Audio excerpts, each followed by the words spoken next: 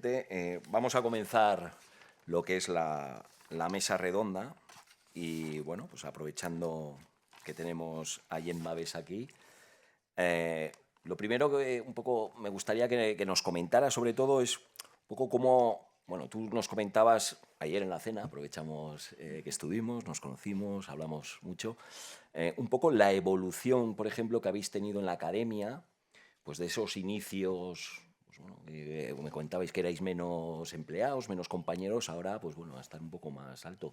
¿Cómo, bueno, pues cómo ha sido esa evolución desde el punto de vista de la nutrición? Bueno, buenos días a todos y a todas. Gracias a la organización, a Álvaro, por invitarme a estar hoy con estos ponentes tan increíbles y simpáticos. Bueno, yo empecé el proyecto de la Rafa Nadal Academy como nutricionista de cero. Entonces, bueno, tuve que plantearme o preguntarme diferentes preguntas.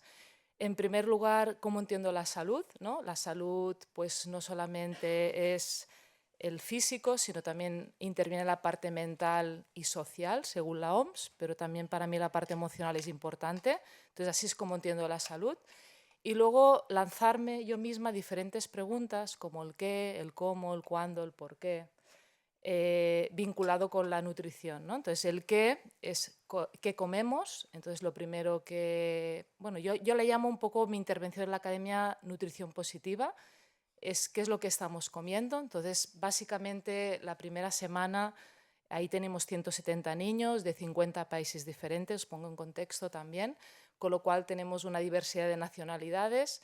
Entonces, la primera semana observamos, estamos en el comedor, en el buffet y vamos observando, tomando nota, qué es lo que hacen, qué es lo que comen. Luego pasamos y lo que hacemos es una educación nutricional con diferentes intervenciones, pues hacemos cada mes actividades basadas en la experiencia, porque creo que todo lo que se experimenta es lo que queda, experiencia positiva, donde probamos, donde, bueno, cocinamos. Entonces ahí es algo que les queda grabado. Y lo que básicamente intentamos a través de la formación, la parte educacional, pues ir cambiando estos hábitos. Luego pasamos el cómo comemos, ¿no? Ahí es para mí una parte súper importante porque desde mi punto de vista comemos demasiado rápido, no de forma tranquila, y en el deporte es fundamental. Es decir, cuando hablas de Djokovic, quizás es el ejemplo de comer solo, tranquilo, para poder abordar y para no tener problemas digestivos a la hora de jugar un partido de tenis. Entonces, el cómo comemos, hacemos prácticas también de comer despacio, cómo se sienten, en pista. Es decir, yo lo que intento es que ellos se hagan preguntas. De hecho, cuando hacemos la parte de formación, educación, les saco a ellos y ellos son el nutricionista. Y ellos tienen el paciente que es otro tenista, pero yo estoy de observadora. Entonces ahí es una forma de ir integrando conocimientos, ¿no? Entonces el qué, el cómo, el cuándo, ¿no? Es importante porque ya sabemos que la crononutrición o los ritmos circadianos intervienen diferentes hormonas a lo largo del día, que el impacto es diferente. Entonces, evidentemente, si yo juego un partido de tenis a las 10 de la noche y tengo que cenar, pues ¿cómo va a ser esa cena, ¿no? En ese momento del día? Casi para mí es más importante que se vaya a dormir cuanto antes para que pueda recuperar cuanto antes que no que se pegue el atracón, ¿no? Entonces, bueno, les guiamos en ese sentido de el cuándo y qué comer en ese momento del día, ¿no? Y el por qué, ¿no? Entonces, todas esas preguntas son fundamentales y esto acompañan al tenista a lo largo del año. Entonces van adquiriendo estos conocimientos. Evidentemente son niños, tenemos una franja de 12 a 18 años, más los tenistas profesionales que empezaron hace 9 años, que éramos 60 empleados, ahora somos 600 en la academia.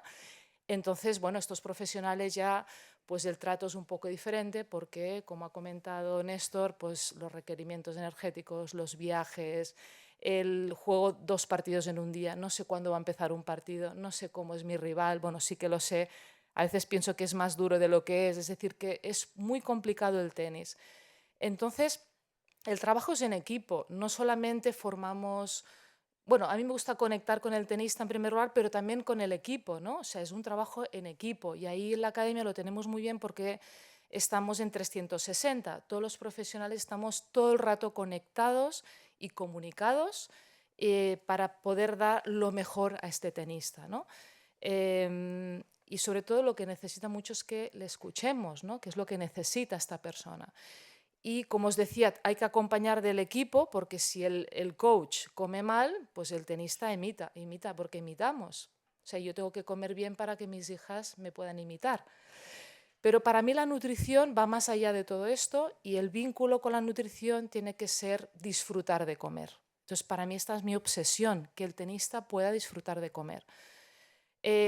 Antes les enseñaba que les hacemos pues, muchas infografías y les mandamos cuando viajan un travel kit, ¿no? Y precisamente si en el aeropuerto pues solamente nos vamos a encontrar en un McDonald's, pues que se puedan llevar frutos secos, que se puedan llevar barritas de calidad, que se puedan llevar cositas, ¿no? Como el botiquín de médico, pues botiquín de nutrición, para que no tengan problemas cuando viajan, porque vamos a la India, vamos a México, vamos a Australia, y entonces, claro, es que las condiciones climáticas, de hábitos y la microbiota, cómo se va a adaptar a los diferentes lugares de origen, pues también es importante. No sé si me he extendido mucho. No, no, perfecto. La verdad que muy bien. Néstor, en tu caso también, bueno, eres un nutricionista ya experimentado, que llevas muchos años en esto. ¿Cómo ha evolucionado el papel del nutricionista, pues, en el mundo del tenis? ¿Qué aspectos consideras que son importantes que tenga en cuenta el nutricionista, digamos, cuando, pues bueno, en este caso quiere tratar con tenistas, sobre todo? Bueno, yo cuando comencé a trabajar en este mundo de la nutrición deportiva, y más específicamente en la nutrición aplicada al tenis, yo pensaba que no iba a aportar nada, que ya estaba todo muy trillado, ¿de acuerdo? Muchas veces el punto de vista de nosotros no lo establecemos, extrapolamos a la población general, en este caso a la población deportista, de cuáles son sus conocimientos, pensamos que tienen los mismos. Entonces, cuando yo me enfrenté en primera instancia a un tenista de bastante nivel, yo presuponía que ya lo sabía todo y claro, cuando ya empecé a recabar esa información, me di cuenta y dije, hostia, pero no está haciendo nada bien, lo básico no lo hace. Y además, bueno, pues lo de siempre, ¿no?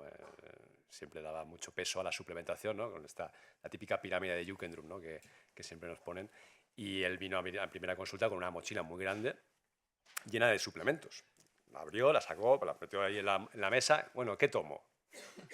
Y yo dije, mira, te voy a decir una cosa que va a ser políticamente incorrecta, pero yo soy así. Tira todo esto a la basura.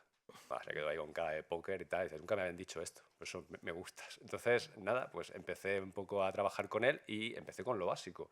Empecé a trabajar en las necesidades de una buena hidratación, de los timings también de la recuperación de hidratos de carbono. Cuestiones que yo ya decía, esto lo tiene que saber todo el mundo. Pero es que no había nutricionistas cualificados dentro del mundo del tenis. Había gente, como yo siempre digo que son los vendehumos, que pues abogaban no simplemente por suplementos o por curiosidades y cosas raras, ¿no? que les hacían incluso pues, perder salud y rendimiento.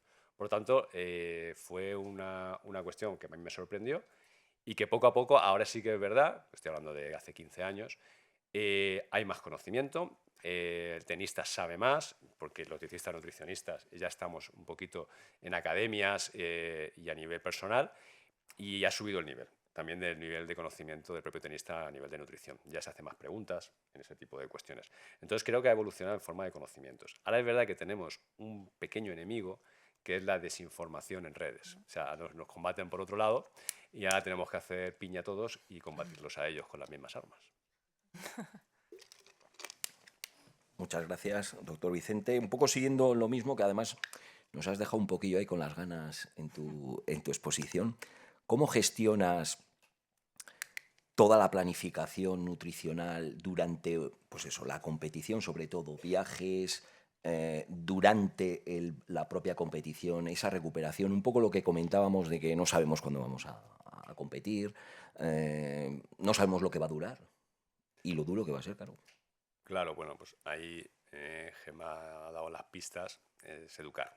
Es educar y enseñar. Aquí lo que tenemos que trabajar mucho es que ellos sean lo más autónomos posibles, porque van a haber situaciones que nosotros no estamos y ellos tienen que ser capaces de manejar. Yo, por ejemplo, las planificaciones que hago es a todos los niveles. Es decir, me he puesto en su tesitura y digo, bueno, ¿qué pasa cuando yo estoy en un aeropuerto? ¿Qué pasa cuando yo sufro una diarrea del viajero? ¿Qué pasa cuando no sé si voy a comer en un sitio o en otro? Bueno, entonces le doy una serie de posibilidades, porque lo mío no es una dieta, es una planificación, es un manual, por así decirlo, de supervivencia, para que se enfrenten a esas situaciones. No se lo doy de golpe, yo, por ejemplo, trabajo a un año vista. Yo cuando miro un tenista digo, tú vas a tener que estar conmigo comprometido un año, porque vas a aprender en un año. O sea, yo no te puedo dar algo como esto y enseñártelo en un mes, es imposible. Entonces, poco a poco se lo voy desarrollando. Hay gente que tarda más, hay gente que tarda menos, ¿de acuerdo? Yo llevo tenistas que llevo 5 años y aún estamos con lo básico. Yo, venga, va, chicos, vamos. Pero van un poquito trabajando poco a poco, para todas las cuestiones. Tanto para cuando están en casa o en la academia, entrenando o en el club, para cuando tienen que entrenar qué tipo de entrenamientos, y ahí trabajo mucho con el preparador físico, entendiendo la fisiología de cada entrenamiento. La cuestión de los viajes, qué hacer, el botiquín, como muy bien ha dicho Gema, un botiquín por ejemplo, de suplementos pues para cuando haya pues, gripazos o evitar esos gripazos. Bueno, yo sigo abogando por las FFP2 en avión, entonces me dice, joder, Néstor, ¿aún me sigues poniendo la mascarilla en el avión? Y yo sí, porque claro, tienes un vuelo con mucha gente y tú no sabes luego qué tiene. Y las infecciones de las vías respiratorias altas pues están ahí. ¿Qué hacer durante un partido? Si es un partido a 5 sets o no, como un Grand Slam. Si se demora, ¿qué hay que hacer? Entonces, todo ese tipo de cosas les voy enseñando. Entonces, ellos tienen todas unas pautas que van entendiendo con una serie de materiales y poco a poco lo van asumiendo como suyo y se vuelven autónomos. Genial, estoy seguro que aprenderán mucho, porque teniendo un profesor, casi tendrán para ser... A veces me odian. Sí, ¿no? A veces me Bueno. odian.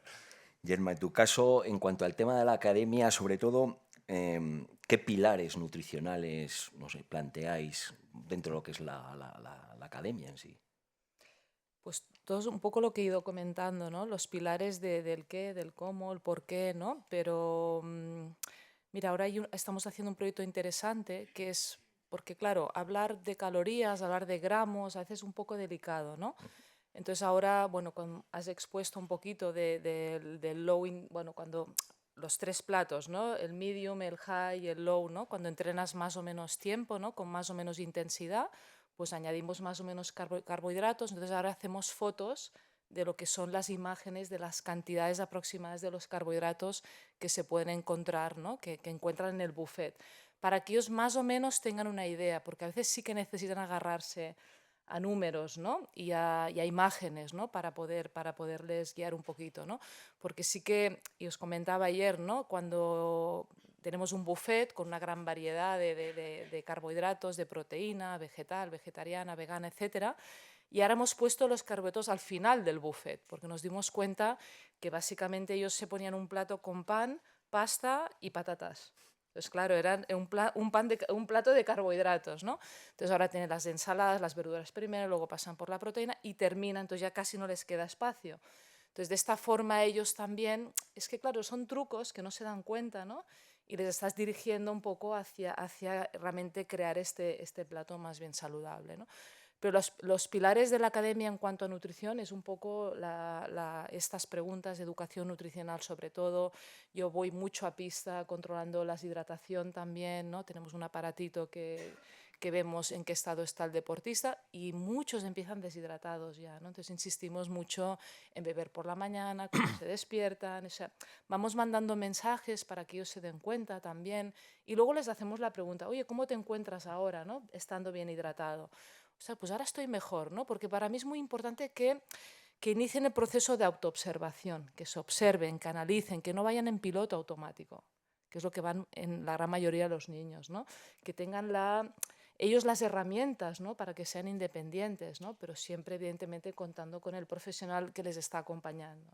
Entonces, un poco está la... Muy bien.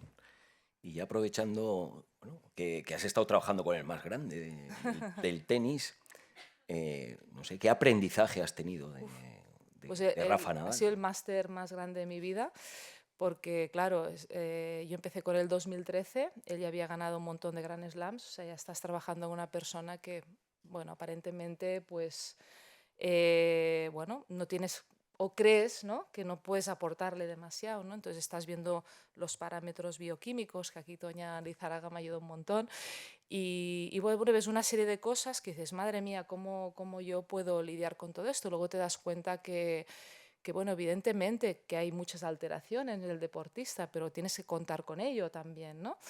Entonces, bueno, para mí fue, la palabra te diría buscar el equilibrio, negociar. donde yo puedo aportar, hasta donde él puede llegar, ¿no? Porque cuando una persona gana tanto, aparentemente ya tienes, parece que todo lo haces bien. Entonces es un aporte extra, ¿no? Y sí que yo creo que ayudó mucho. Bueno, por al final yo creo mucho en la nutrición, en la alimentación, y yo creo que buscamos este equilibrio, ¿no? De aportar. Muy bien. Bueno, una pregunta un poco para ambos. Un poco para tomar decisiones, ¿no? Pues necesitamos en muchos casos herramientas, bien analíticas o bien pues algún tipo de parámetros. ¿Cuáles creéis que desde un punto de vista para los nutricionistas son como más necesarios tener ese control o ese conocimiento a nivel de herramientas? No sé. Yo creo que la conversación es la escucha. Yo creo que al final, bueno, si tú tienes unos parámetros X, pero la persona está bien, sigue bastante. O sea, tú lo que puedes hacer es, dentro de lo que está bien, empezar la autoobservación, porque muchas veces que no nos damos cuenta de cómo estamos. Esto es uno, yo misma también. Y la otra, pues ir, bueno, oye, ¿y si pruebas esto? ¿No? Irla como acompañando a introducir nuevas cosas, porque quizás no lo está haciendo 100% bien desde un punto de vista de un nutricionista, ¿no? Entonces, con el máximo respeto, porque la persona está bien, pero sí que siempre hay algo que aportar. Entonces, sería un poco trabajar esta parte pues, cuando tú ves al deportista por primera vez, pues casi nos pasamos entre 1 hora y 2 hablando, ¿no? Para qué realmente necesita esta persona, ¿no? Y qué le puedes aportar. Néstor, en tu caso, algo clínico, algún, no sé, dato Bueno, que... además de lo clínico, Sí, sí, ¿eh? bueno, Sí, sí, sí, sí, sí, por sí, supuesto, pero sí, sí, bueno, sí, por darle, sí. digamos, a Néstor la otra parte, ¿qué datos, no sé, crees más, no sé, que te pueden ayudar Bueno, a más ver, en tomar decisiones, no sé? sí, pero lo que ha comentado Gemma es muy, muy importante y quiero que también se le traslade a los futuros dietistas nutricionistas. Esto de hablar con el paciente, de empatizar con él, de entenderlo, es crucial. Yo puedo, por ejemplo, hablar de mi caso personal. Yo he tenido como 2 fases. La primera fase yo era súper científico, súper serio, súper en consulta, digo, ¿no? Datos, datos, datos y finalmente pues tendría baja adherencia y bajo poder de atención, aunque tenía muchos datos al abordar esto. En cuanto yo me he dado cuenta de que no solo tenemos que trabajar a nivel profesional, sino también que tenemos que trabajar a nivel personal, porque no nos toca otra, trabajamos con personas, entonces ya las cosas cambian. El modo de poder relacionarte con esa persona, lo que vas a establecer es ese vínculo de confianza, ¿de acuerdo? Ese intercambio ya de una información más fidedigna. Oye, ¿por qué ese cortisol estaba alto en esa analítica? Pues a lo mejor es que tenía unos problemas de pareja que le estaban condicionando. Y tú pues, pensabas que era por la carga de entrenamiento y venga a meterle más hidratos a la isotónica o a la recuperación y listo. Pero esa información, que como muy bien dicho Gemma, es importantísimo, ¿de acuerdo? Establecer ese vínculo. Y luego, si ya nos vamos al apartado más analítico, porque al final decimos, bueno, vamos a comparar ahora Exacto. esas cuestiones personales con lo que tienen los datos. Yo ya he puesto las 3 cuestiones principales que yo siempre pongo básicas que pido, que son una analítica de sangre completa, con unos parámetros completos hematológicos, bioquímicos y hormonales, unos recordatorios de 24 horas, unos horarios para conocer a esa persona, sobre todo, pues, oye, qué suele comer, qué indicios hay de que conoce o no cómo alimentarse, y luego la valoración de composición corporal.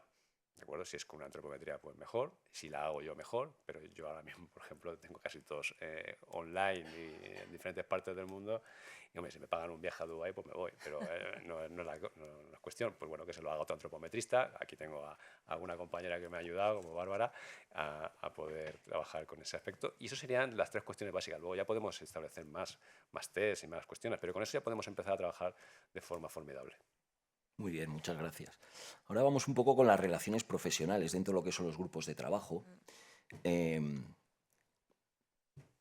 ¿Qué consideráis importante, ¿no? En ese vínculo nutricionista, en muchos casos, pues con otros, no sé, profesionales, médicos, fisios, preparadores físicos, incluso con la familia, ¿no? Porque al final también son vínculos. ¿Qué tal, digamos, es nuestro papel ahí? ¿Cómo nos ven? Si habéis tenido problemas en algún caso, o bueno, no sé. Os lo comento porque, bueno, el campo es Bueno, amplio, ¿no? es interesante este campo, sí, porque no tienes que lidiar solamente, el tenista casi es el más bueno de todo, ¿no? Pero sí que es verdad que sí, que en la academia tenemos el proyecto 360, una aplicación 360 donde estamos todos los profesionales allí, entonces tenemos toda la información todo el rato de cada tenista y es genial trabajar en equipo, para mí es lo que más me gusta, es decir, yo creo que compartir esta parte es lo que más te enriquece como persona, ¿no? Y como profesional también. Luego están las familias, ahí te encuentras de todo. De hecho, en la academia, claro, como decía, tenemos 50 nacionalidades, japoneses, de todo el mundo, y en principio bien, claro, para mí lo peor es que el deportista o el tenista tiene su familia lejos. Y estamos hablando de niños de 12, 13 años, 14 años, y claro, ahí hay deficiencias emocionales, ¿no? Entonces esto es una parte que tenemos que cuidar y lo estamos haciendo, porque la verdad es que da gusto. Bueno, yo estoy súper contenta donde estoy trabajando y el equipo humano que somos.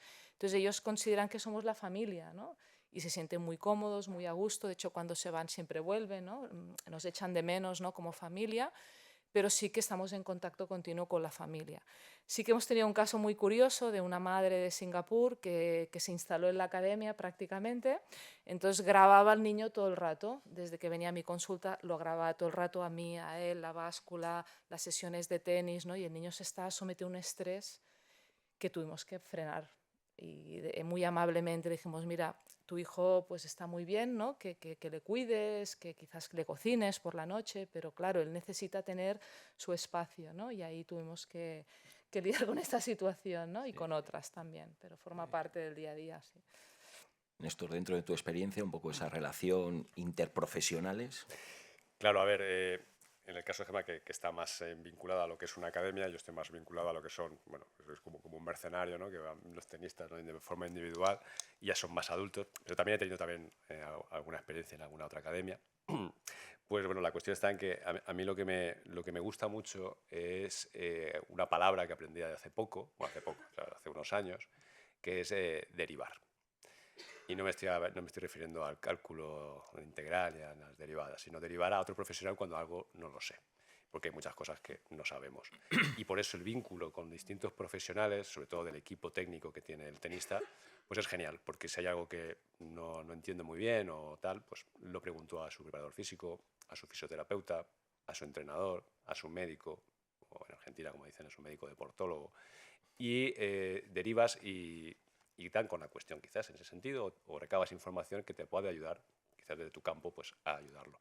Por tanto, creo que es importantísimo que siempre se establezcan relaciones profesionales con los demás integrantes del equipo, porque vamos a aprender un montón de todo lo que es, digamos, el folclore de la disciplina deportiva y nos va a dar mucha información objetiva, como ya dije en la presentación, sobre el tenista, que muchas veces el tenista pues, no te va a dar porque no es objetivo consigo mismo. Ninguno de nosotros somos muchas veces objetivos con nosotros mismos.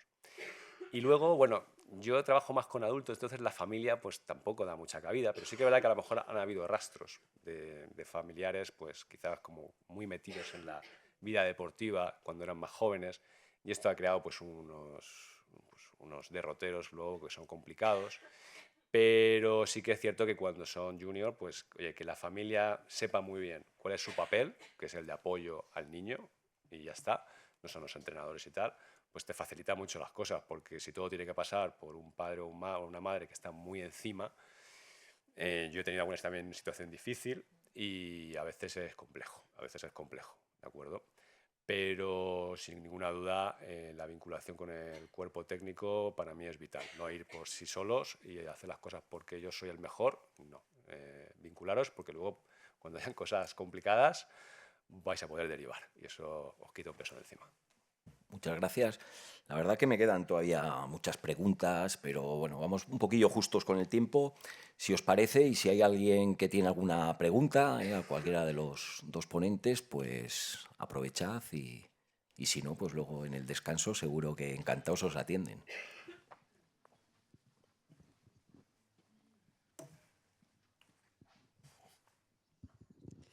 Hola, buenos días. Enhorabuena a ambos ponentes por la mesa, muy interesante lo que habéis comentado.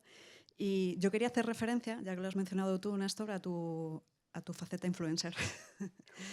Creo que lo estás haciendo bien, es muy interesante la información que compartes. Entonces ¿cómo podemos hacer los profesionales en este caso para evitar un poco esa infosicación de la que estabas hablando, cuando hoy en día en las redes sociales el mensaje que se comparte son mensajes muy agresivos y muy simplistas. Esto es bueno, esto es malo. ¿Cómo podemos hacer los profesionales para llegar y siempre hablar desde el depende, vamos a ver tu caso, ese tipo de cosas? Pues es una gran pregunta, muy complicada. Yo creo que demostrar la existencia de Dios quizás sea más fácil. A ver, estamos ante una situación, lo hemos comentado antes, incluso esto ha sido un motivo de debate tanto en la cena de ayer como en el taxi viniendo para acá. Yo no soy influencer, o sea, creo que aquí hay mejores influencers que yo, muchísimo más. Yo lo que hago es un poco aportar un grano de arena en el sentido de llevar coherencia, pero esto al final es que, y mucha gente que está más metido en esto lo sabe, hay algo que es imposible a veces de luchar, que es un algoritmo de una empresa privada que lo que aboga es porque el mensaje más impactante, aunque no sea cierto, o más obsceno, o más tal, llegue mejor. Y eso pues no hay ningún cribado. Entonces, bueno, tenemos nosotros, y ahí va la gran pregunta, ¿que ponernos a ese nivel? Pues hombre, yo creo que no, somos profesionales, pero sí que de verdad que tenemos que utilizar un lenguaje que pueda llegar a la población general, que es lo que comentaba antes. Nosotros pensamos que todo el mundo sabe lo que es un carbohidrato o lo que es un aminoácido. Entonces tenemos que intentar también establecer ese lenguaje que desde, por ejemplo, el ámbito universitario, pues muchas veces nos anima, ¿no? Tenéis que divulgar más. ¿Para qué? Pues para llevar la ciencia a la gente y que se evite este tipo de cosas. Pero es complicado. Yo estoy haciendo mis pinitos, intento hacer lo que puedo, pero joder, es que me sorprendo la cantidad aún de mitos y cuestiones que cíclicamente se van repitiendo y que a veces pues competir contra gente que tiene más recursos o que conoce a lo mejor y tiene tiempo para conocer ese funcionamiento de unos algoritmos endemoniados, pues es complejo, es complejo. Pero bueno, yo creo que al final alguien escuchó una vez que la lluvia fina es la que moja, entonces hay que seguir picando piedra y en todos nuestros ámbitos trabajar todos a una con los mismos mensajes que creo que son la evidencia científica. Muy bien, muchas gracias. Otra pregunta que hay por ahí y Hola. terminamos. Yo quería preguntaros una curiosidad, si durante la etapa de embarazo de algunas mujeres top, ¿cómo es el acompañamiento? Si hay una planificación a este nivel de microgestión que nos habéis enseñado y cuáles son los ajustes principales que vosotros hacéis con ellas.